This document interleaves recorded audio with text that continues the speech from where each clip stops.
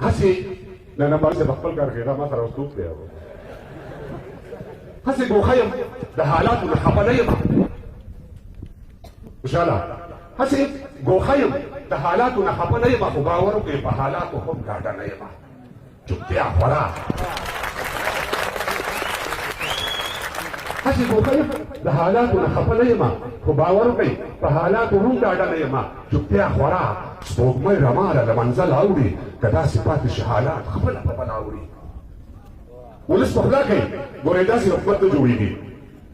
ولس په خوله کوي ګورې داسې حکومت نه جوړېږي دا بنیاد کوږ دی او په دې عمارت نه جوړېږي څه بې باوره ولس په خوله کوي ګورې داسې حکومت نه جوړېږي دا بنیاد کوږ دی او په دې عمارت نه جوړېږي زه بې باوره شم که تاسې د مرچلې خلکو چغې وهم نارې مې نه اورئ دا ولې خلکو خارو ته راغلی په یو مولوي صاحب خارو ته راغلی په یو بل باندې موزیر یې وکړ لکه د غزونو مو په خپلو ځانو سویر یې وکړ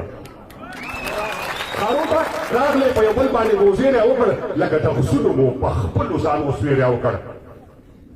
ستاسو جهاد او سرخندنې په همدې لپاره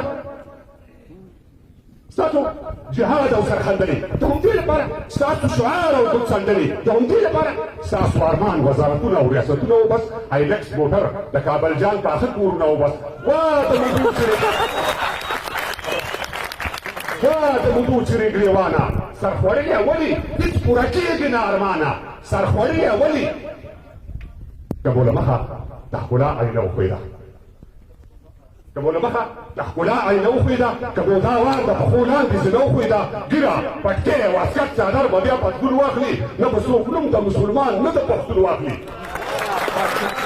مخه د ښکلا آینه وښویده که بودا وار د پښو لاندې زنه وښویده ږیره پټکۍ او اسکټ څادر به بیا پتلون واخلي نه به څوک نوم د مسلمان نه د پښتون واخلي وا د ولس په 10 روپیو پالل شوې زویه د ولس په 10 روپیو پالل شوې زویه د کونډې مور په دعاګانو راوړل شوې زویه اوس د حالاتو ترنګلتیا نه ځان په څه وباسئ ما درته ویل چې د تاریخ څخه ځان مه وباسئ د حالاتو ترنګلتیا نه ځان په څه وباسئ ما درته ویل چې د تاریخ څخه ځان مه وباسئ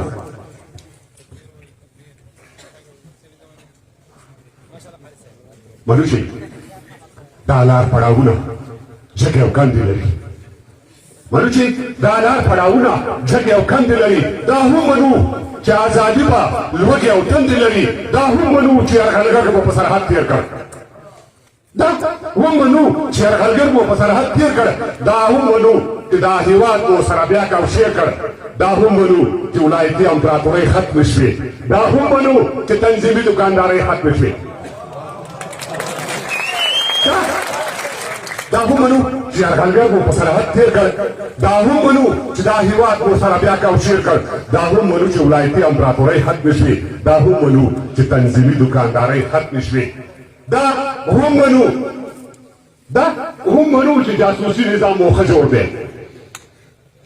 دا هم منو چې جاسوسي نظام مو ښه جوړ دی دا هم منو چې نظامي چوپړ مو ښه مور دی خو دا هم منو چې څوک په اسپوک دا څوک په ټپه ولاړ دا هم منو چې اداري سیستم په ټپه ولاړ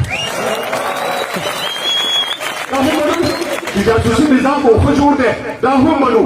چې نظامي چوپړ مو ښه مور دی خو دا هم منو چې څوک په اسپوک دا څوک په ټپه ولاړ دا هم منو چې اداري سیستم په ټپه ولاړ نورې خبرې به پستې وي او رنګینې به وي زما خبرې لږې سختې دي خو سپینې به وي در پاتې شوې دا خاني به ګورئ ولې پالئ در پاتې شوې دا خاني به ګورئ ونه پالئ دومره قوي مسلماني به ګورئ ونه پالئ در پاتې شوې دا خاني به ګورئ ونه پالئ دومره قوي مسلماني به ګورئ ونه پالئ دا روابط او خپلولي به پر شا وتمبوي